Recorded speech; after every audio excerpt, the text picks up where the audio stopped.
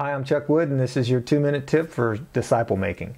Last time we talked about feeding based on appetite, helping a disciple with the spiritual hunger for spiritual food.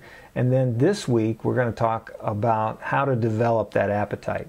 You know, in John chapter 21, Jesus is talking to Simon Peter and he says, "Do you love me?" Each time Peter responds, "Yes, Lord." But it's interesting that Jesus responds to his response with, "Then feed my sheep." 3 times, feed my sheep. As disciple makers, that's what we're doing. We're feeding the sheep.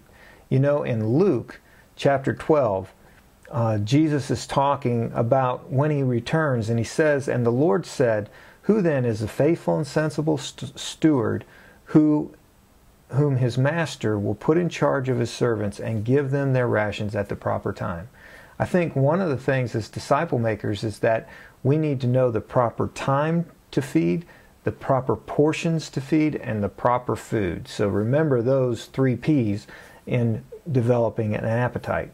Another thing that we need to remember is that if the disciple is feeding themselves with junk food, then they have very little appetite for good, healthy spiritual food. So help them avoid the junk food.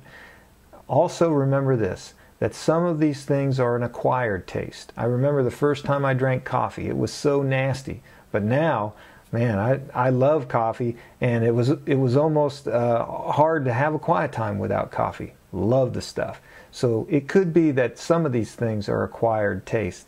And then lastly, you want to make sure that you present the food in a savory way. One of the ways to do that is by asking great questions, which draws them into a spiritual hunger. Hey, I hope this has been helpful for you to develop spiritual appetite in the young disciples that you're ministering to. And until next time, keep making disciples of Jesus.